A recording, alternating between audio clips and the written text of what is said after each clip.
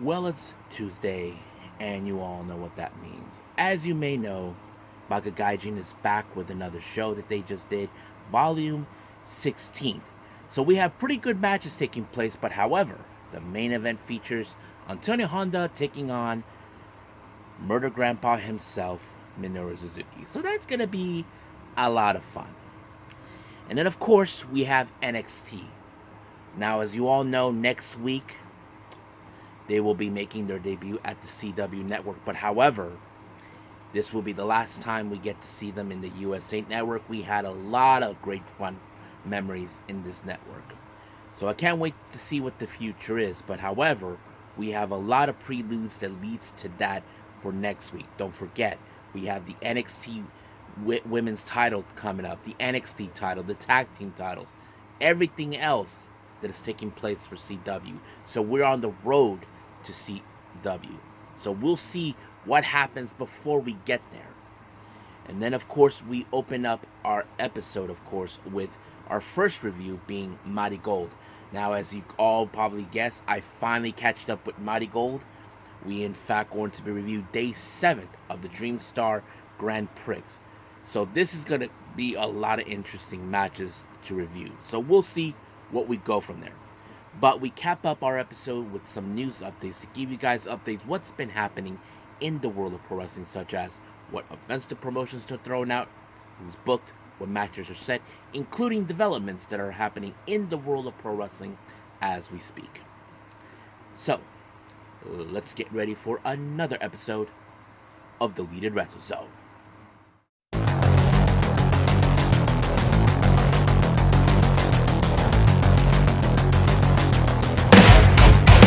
Are you ready? Get up, get up! Get up, get up! Get up, get up! Get up, get up! Get up, get up! Get up, get up! Hey everyone, welcome to the Deleted Wrestle Zone. All things that is pro wrestling with AEW, NXT, New Japan Pro Wrestling, TNA, the National Wrestling Alliance, various promotions, wrestlers, matches, and championships. I am your host, J-Rod here. So, if you are new to the channel, welcome. This is a channel where we do a lot of pro wrestling reviews from various promotions, not only here in the United States, but also in Japan, Mexico, Canada, Europe, the UK, anywhere in the world where pro wrestling is not as big, but it continues to grow. We also, of course, do discussion videos, talk about various topics such as the wrestlers themselves, the promotions, factions, storylines, whatever we want to talk about. We also, of course, do more news updates. If certain information was unable to be on this episode, we can either put it on the next episode or on a separate video by itself. We also, of course, got real-timing news updates to keep you guys on alert if something has happened in the world of pro wrestling that needs to be addressed ASAP. We also, of course, got the Unagi Sayaka Watch and various other cool wrestling content as well. So if you like what you see, please subscribe to us or click on that subscribe button. You'll be getting a lot of daily reviews and other cool wrestling content as well. But if you like this episode, please give us a like on the like button or a nice comment in the description down below. Now, all introductions I've set aside, I believe it's time to get this show on the road. So let's begin with our very first review, and this is from MARIGOLD.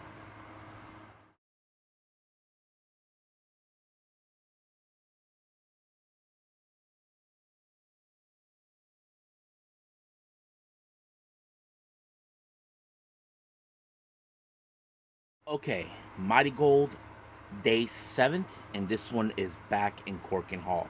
Now, for the record here, this is the last show before we head to the finals this coming Saturday.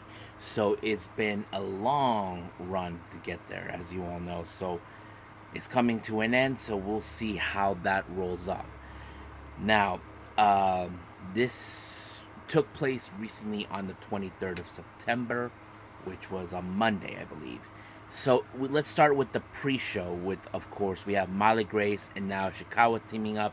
They face against the both Minamis, Yuki and Komomo.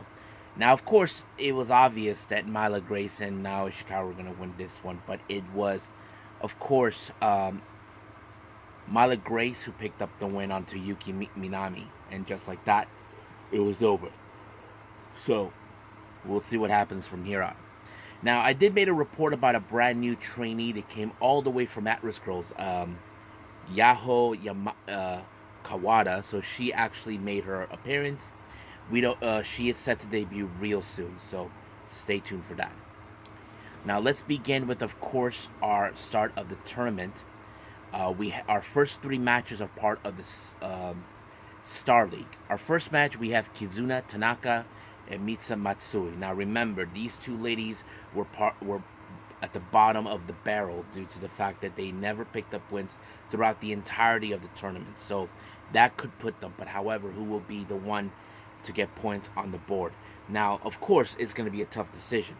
But it was Mitsa Matsui who was determined to pick up the win when she applied the Mari Mari suplex. And just like that, she picked up finally her 2 points.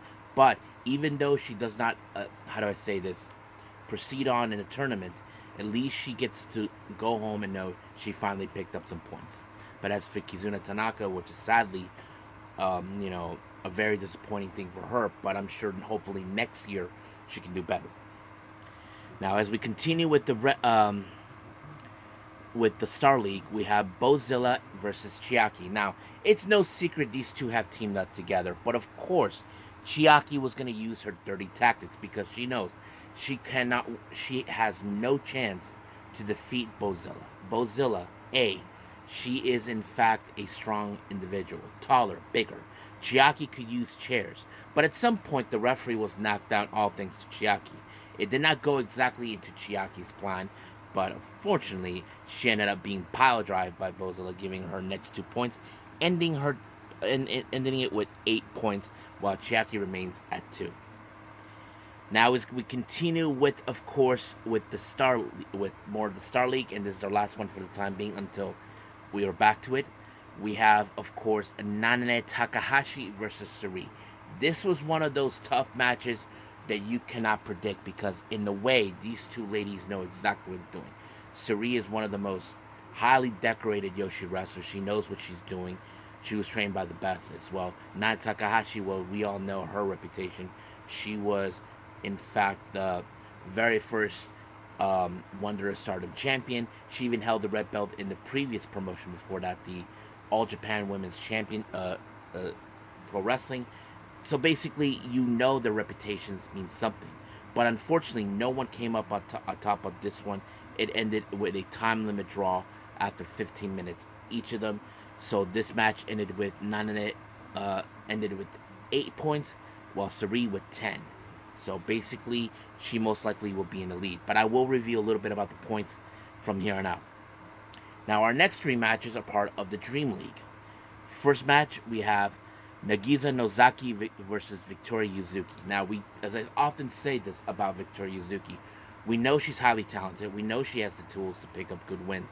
But when it comes to Nagisa Nozaki, she has a bit more experience, but she's not afraid to go cut corners since she went heel. But it did play it out in her favor because apparently Nagisa Nozaki actually applied a somewhat of a Claymore type of move onto her to pick up the win by leaving her with 7 points, while Victoria ended with just 3. As we continue with, of course, the Dream League, we have Matsumi Shozuki versus Mirai. Now, of course, I know what some of you would think. Just by hearing the name Mirai, you would think Mirai has this in the bag. Personally, that's what I would thought. But somehow, Natsumi Shozuki was able to pick up the win and defeat her by pinning her. I was surprised. I did not expect that. It is a major upset. But now, as you all know, I did mention a while back, of course, Natsumi Shozuki is the current Superfly champion. But Mirai is one half of the tag team champions with Mai Sakurai. I wouldn't be surprised if by miracle she cashes in at sooner or later, but we'll see what happens. But however, Natsumi walked away with the total of 5 points, while Mirai with 7. Now, of course, now let's talk to our last match of the Dream League here for the time being as we continue on. We have, of course, a Twin Tower showdown. Chika Goto and Kyoki Amari. So basically, if you all know, these two ladies are a stable tag team known as Twin Towers. Now, Chika Goto was the only one in her team that was in fact at the bottom of the barrel with just 0 points. Kyoki has picked up some good wins here and there, and of course, uh, that was it. But you probably would think, how is this going to end? We know they're strong, we know they're big, but however, it was Chika Goto picked up finally her first 2 points, winning it. But of course, her and Kiyaki are in good terms, knowing the fact that yes, even though Kyoki lost, but she's happy for it that she finally did it. So sooner or later, they will put that behind them and move forward because, as you all know, Kyoki Amori did issue the challenge for the tag belts. So we will see when that happens. Now we go back to our last match in the Star League. We have Mai Sakurai versus Miku Anu. Now, it's no secret these two know each other too well. Now, those who know Mai Sakurai's history, before she went to Stardom, she actually went to At-Risk Girls. And you probably would want to know who was one of her seniors. One of her seniors was, in fact, Miku Anu. So that plays out pretty well as well. But I think for Mai Sakurai, she wants to show her how much she has changed since then. Now, we all can agree that Miku Anu is a force to be reckoned.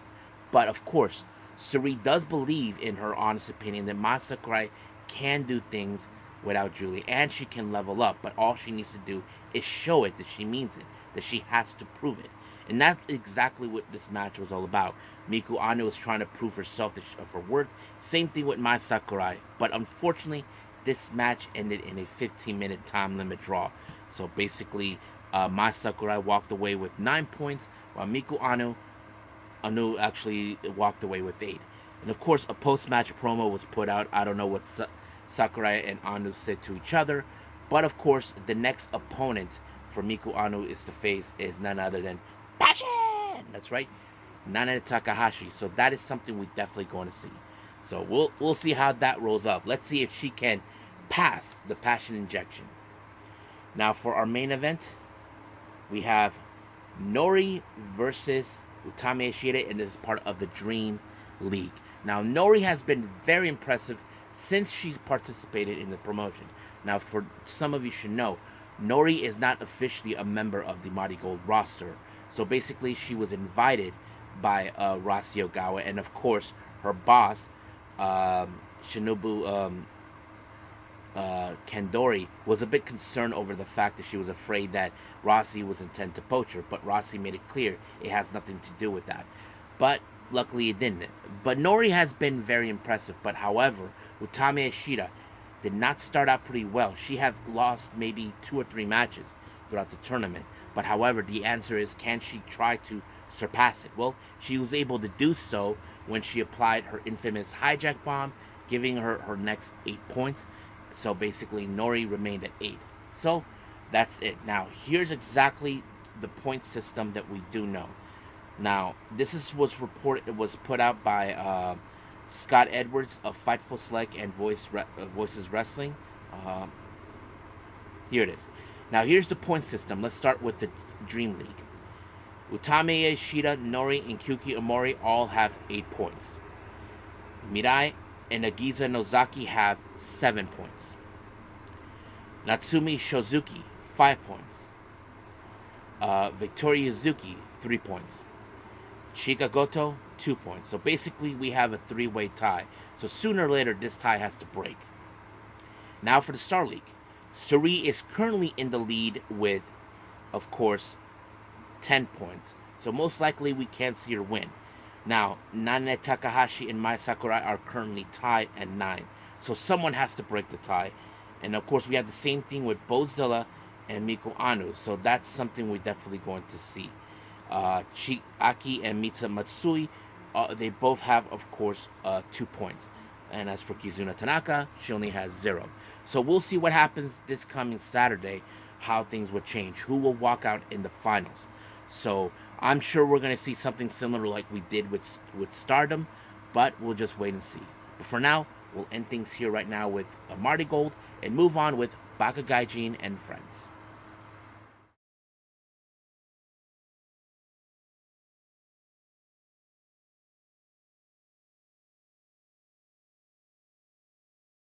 Okay, Baka Gaijin and Friends are back, this time with Volume 16. So we have some very good, interesting match. Now, we have only 4 matches in the so basically this is the what we have.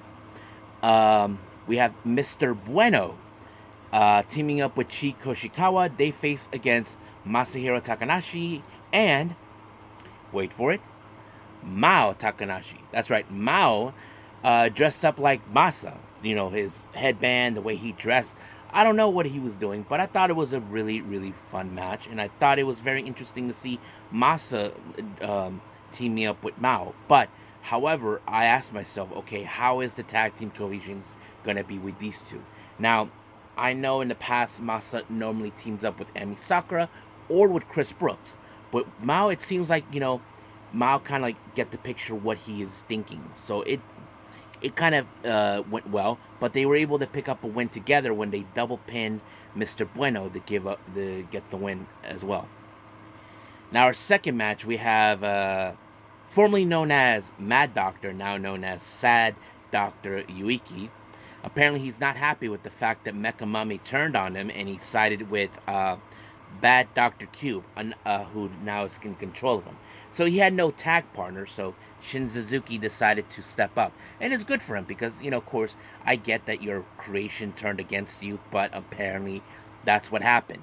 But however, when things were not going well for Yuki, he decided, he brought a gun. So everybody, including the audience, they had to raise their hands up. They're like, put your hands up. But however, he tried to shoot Mecha Mummy, and I was like thinking, what the hell was he thinking? The bullet ricocheted off of Mecha Mummy and hit Shin Suzuki. So basically, that was the messed up part. But Mecha Mummy actually took care of Sad Dr. Yuiki and put him in some sort of submission, and ref had no other choice but to stop the match, give them the win. Oh my god. Never bring a gun and point it at a Mecha Mummy. Now our next match, we have Manetatsu Nakamura versus Mr. Malo. Those who don't know, Malo means bad in Spanish, Bueno means good. So Mr. Malo is kind of like the alternate version of Mr. Bueno. So you would say, is he the same like him? Well, I would say so. You know, I mean, he does attempt to do some sort of shortcuts in order to pick up the win, which was obvious to me. But nonetheless, it did win in his favor when he applied the kill switch. You know, Christian Cage's move, and it worked in his favor. During the post-match, of course, Mr. Bueno and Chris Brooks went to check up on Nakamura. So I don't know if something happened in real life or what, but he seems okay. But from there, we move on to the next and final match. We have Antonio Honda, who seems like he's in a good mood until he heard Katse ni nare. That's right, Minoru Suzuki. So he knows Minoru Suzuki is someone you should not take lightly.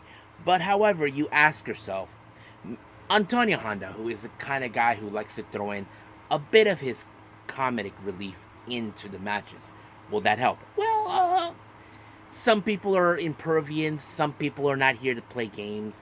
I tend to view Minoru Suzuki as the guy who's like, I'm not here to play that game, that sort of thing.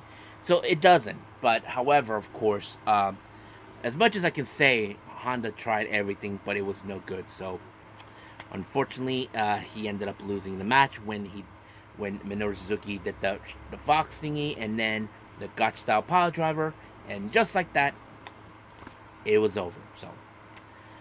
So there you have it. So for right now, I think we are done with Baka Gaijin and Friends. You guys can go check it out on YouTube. So that's pretty much it. But for now, let's move on with our last and final review, NXT.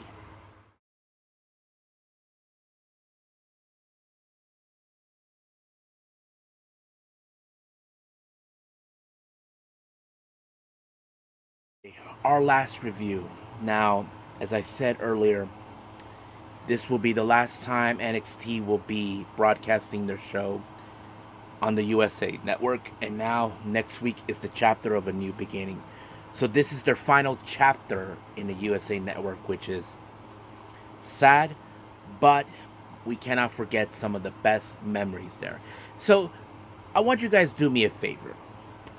What is your best moment with NXT since they went televised on the USA Network? Leave a comment down below because I like to hear it. Me, I have tons, but I cannot decide. But let's just get the show on the road. Our opening match is the NXT Women's North American title. Kelani Jordan defends her belt against Ren Sinclair. Now, this happened about a week ago. I don't know what Ren was thinking when she bitch slapped Kelani Jordan. You know, it's like one of those movies where we see those duels, like you just slap someone because it's like, I challenge you for a duel. I'm like, what the hell was she thinking? But needless to say, I would say it was a bad mistake. But of course, the X factor of the match is Ren Sinclair had backup, which of course was No Quarter Catch Group. But luckily, Kelani Jordan took care of that. And then of course she applied the leg split moonsault, retaining her belt. Now, Ethan Page had a little press conference. He doesn't think that Trick Williams was able to beat him. But however, there is one concern that he may have a problem with, and that is, of course, the special guest referee, CM Punk. So, we'll see where that goes. Now, speaking of CM Punk, he was talking with Javon Evans for a little bit until Trick Williams had a little nice chat with him. Now, CM Punk understands what's at stake. Now, he did stated that he is not playing any favorites. He's going to call it into, of course, down the middle. He wants to see who will be the one to lead NXT into the future. Will it be Trick or will it be Ethan? So basically, he wants him to understand this is not about favoritism. Who will be leading the NXT into the future is what matters. So Trick understands and respects the idea that, yes, someone has to do it. So he told him, if you do win, I'll raise your hand. So we'll see how that rolls up next week. Now, of course, oh my God, Grayson Waller. I'm sure Vic Joseph is not happy to see him because he's a punk. He's back in NXT, and him and Austin Theory challenged the NXT Tag Team Champions, Nathan Frazier and Axiom. Now, of course, there were going to be some tough questions, and then all hell broke loose when they attacked them. So that sets it up right there. So we'll go from there. Now, Lexis King showed up out of nowhere to Ora Mensa trying to make peace. Now, this was a very unusual thing about this because I would say I don't know if I believe him or is he being genuine. That's the thing. But we'll see. Now, once again, oh my God. Shantadita Adonis, I don't know what he's trying to do. He's trying to get roses to people. So, to women, I don't know. He tried everyone. He even tried to butt in between the conversation between Brinley Reese and Carmen Petrovich. Tried Tatum Paxley and all that. So, I don't know what the hell he was thinking. So, you know. But anyway, moving on. Our next match, we have Hank Walker and Tank Ledger taking on the OC, Carl Anderson and Luke Gallows. Now, remember, this whole mess happened during the Great American Bash when they ruined the little barbecue get-together. But now they get a little payback because apparently, of course, they were able to Tank and Hank and Tank were able to prove why they should be at the top and why they should be recognized for that. So they did a pretty good job, and I have to say, I would like to see them win the tag team titles. Now, Cedric Alexander was talking with Javon Evans about, of course, his upcoming match next week against Randy Orton. Now, of course, Tweedledee and Tweedledum showed up. I'm referring to Theory and Waller showed up, and then, of course, they got into his face. They were telling Javon Evans, don't listen to this fool, he's not going to help you out. But all of a sudden, Javon Evans had a little fun, saying, oh my God, it's Kevin Owens. And they just turned and they just gave a little, gotcha. So, yeah. Now, we did see, of course, what's her name? Oh, yeah. Jada Parker and Lola Vice. As you all know, they have some unfinished business towards Fatal Attraction. But they did caught up to them at the press conference, so that things didn't go well for them. But, yeah. Now, anyway, our next match, we have Lexis King versus Ora Mensa. Now, as I said, what is going on with Lexus King? We know he's an arrogant prick, and he's just changed. Now, we've seen him many times how he wins his matches, but he decided to have epiphany and not to use the ropes. I'm like, this is not like him. He was like, no, I'm not doing this. So all of a sudden, he decided to disregard what he was intending to do, but Oro Mensah did it. I'm like, what the hell was Lexus King thinking? I'm like, what is wrong with him? That somehow this feud between Oro Mensah finally got to him? I'm like, I don't know. But it's telling a story. Something is going on here. Even though Oro Mensah may have got the win, but I don't know. I like to know what is going on in Lexus King's head. So we'll see where that leads us from there. Now, we do see a bit of a training montage for Tony D'Angelo. Of course, I mean, who doesn't love a training montage? I mean, you guys seen Rocky 4. You guys know what I'm talking about. I like that training montage. So, I did something like that previously a long time ago in my other YouTube channel. But yeah, so it's interesting. Now, our next match, we have Riley Osborne versus Ridge Holland. Now, of course, this is payback for what's been going on. Ridge Holland completely went out of ape shit when he attacked Chase Owens, took out Duke, and now he's intending to do this to Riley Osborne. Now, I give Riley Osborne hands down that he stood his ground and no matter what. And however, he did not pick up the win because he ended up on the Redeemer, and then just like that, it was over. But however, Riley Osborne wasn't going to let him try to break him in half like he did to Duke Hudson and Chase Owens. So that's something we know that he was not willing to go down the path. But luckily, it did work out in his favor. Now, of course, we've been seeing the entire course of it, the press conference, because of next week at Chicago. Obafemi did do his little press conference thing, saying the same questions. Now, we did see a little video talk between both Wesley and Zachary Wentz and all that, but Zachary Wentz completely lost it when Wesley crossed the line and mentioned his fiancée, Gigi Dolan, and that's when all hell broke loose. You probably think that this should not have happened. Wesley has been trying to separate away from his past, but seems his past will never go away. Now, our next match, we have, of course, Wendy Chu and Rosemary taking on Carmen Petrovic and Brindley Reese. Now, things were seemed to going normal, but all of a sudden, what the hell is Andrade doing? He had no business, but he was causing a distraction. But this allowed for Rosemary to put away Brindley Reese and pick up the win. So, I don't know what Adonis was doing, but he was an idiot. He should have not got involved. I'm sure Carmen Petrovic and Brindley Reese are going to have a little chat with him and telling him to stay out of their business. Now, of course, CM Punk was approached by Ethan Page. The same thing what we saw with Trick Williams. Now, of course, CM Punk told him the same thing with Trick Williams. Calling it down the middle, not favoritism. But he also said the same thing, who will be the one to lead him. So he will have to wait and see. Now, our main event is Cedric Alexander and Javon Evans versus Waller and Theory. Well, the match seems like it was going well until Nathan Frazier and Axiom showed up. Well, Nathan Frazier tempered, is pissed after what happened, but he cost Evans and Alexander the match because of their stupidiness. Yes, I get you guys were attacked by Tweedledee and Tweedledum, but it doesn't give him the excuse to go out and cost the match. But if I was Frazier and Axiom, I would stay, composure, knowing you're giving exactly what they want. But we'll see what happens.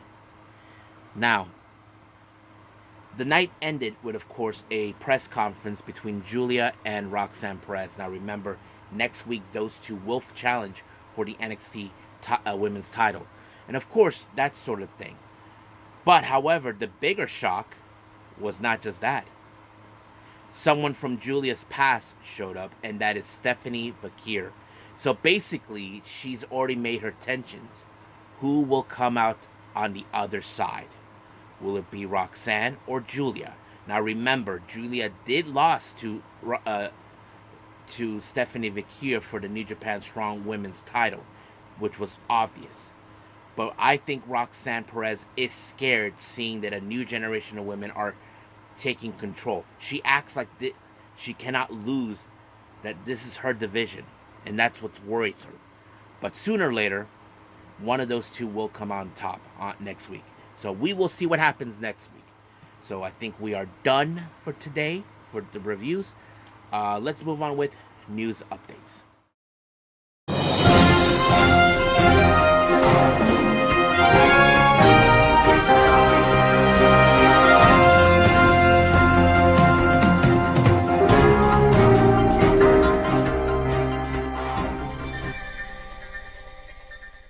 So welcome to our news updates, but today we're just going to focus only on the upcoming events, so bear with me, people. For the GCW event, as you know, for next month on the 12th and 13th of October, GCW will be in Atlantic City for Fight Club. Now, on night 1 on the 12th, it was announced that Sidney Akeem will be in action to take on Leon Slater. And as for night 2 on October 13th, we have Matt Tremont taking on Ciclope. And then, of course, we have on the 18th of October, War Ready in Denver. It was announced that Dr. Redacted will be in action to take on Oren Vint, someone who I've seen in the deathmatch scene. And then finally, of course, they'll be making their return to Louisville, Kentucky on the 14th of November, called Chaos in Kentucky. So no announcement yet who will participate, but as we get closer, I will be making that announcement.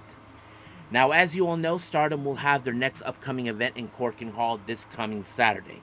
It's pretty stacked, and it was already been reviewed. Let me pull it up for you guys. Here it is. So the main event features the Goddesses of Stardom, members of Hate, Momo Watanabe, and Tekla defend the belts against God's Eyes, Shuri, and Saki Kashima. We have Mayu Utani. She teams up with the Zumi to take on Toni Storm and Mina Shirakawa. Yeah, so Toni Storm and Mina Shirakawa will team up. So I'm looking forward to that. Azuki and Hanan will face against their other members of Stars, Saya Ida and Koguma. The Cosmic Angels, Tam Nakano, Saru Ano, and Sayaka Karawa will team up to take on Hate members Natsuko Tora, Saya Kamitani, and Raka. Members of EXV, we have Maika, Xena, Waka, Rian. They take on the members of Neo Genesis, consistent of Zuzu Suzuki, Mei Seda, Starlight Kid, and Miyu Amasaki. And of course, it's also a three-way tag match. We have Tomoka Inaba, Hina, Lady C, and Rana Yagami. So that's going to be interesting. And then we have Momokogo taking on Hanako. Then we have, of course, Cosmic Angel members Natsupoi, Yuna Mizumori, Aya Sakura. They take on Hate members Konami, Rina, and Azusa Inaba. So that's the card for the day. Interesting news on the 28th of September as well. Thai Promotion Setup has announced for the upcoming 12th anniversary show. They just announced Keno will be there. Yes, the same Keno from Pro Wrestling Noah will be there as well. French promotion, Banger Zone Wrestling, also having an event on the 28th of September. They just announced that AEW, Ring of Honor star Evil Uno will be there, and of course New Japan star and the current Defy Wrestling World Champion Kenta will be there. And then of course we have for Deadlock Pro Wrestling for the Super Battle event on the 19th of October, the DPW World title will be defended. Calvin Techman defends his belt against the winner of the Carolina Classic, Jake something. And then finally, Maple Leaf Pro Wrestling has announced for the Forge of Excellence that's taking place on October 14th and the 19th and the 18th. Many of you remember this person from NXT, the former backstage interviewer, Mackenzie Mitchell, will be there. Yes, it's great to hear her again. I mean, it was saddened that she was released, but I'm glad that she's doing okay, and I'm glad that she's getting back into wrestling. So it's great to hear from her. So that's pretty much it what we have for our news updates. So let's just call it a day. Well, I hope everybody enjoys this episode. Coming up, as you all know, we have AEW Dynamite. So a lot of things, well, the Grand Slam, a lot of things are going to happen. So as you know, we're excited. We have the open challenge of the TNT title. Will Bryan Danielson show up? I don't know. We do have a title shot contingency between Moxley and Darby Allin. We have plenty of things that are taking place as well, so I'm looking forward to it. Now, I haven't decided if I'm going to do any other any other reviews before that. I'm still debating because I'm a bit behind on certain events, but bear with me on that. So I'll just see how it goes for the following episode. But for now, we'll just leave things as it is, and I will see you guys on the next DWZ time, same DWZ channel. I must bid all of you adieu. So, goodbye, mwah, and have a nice day.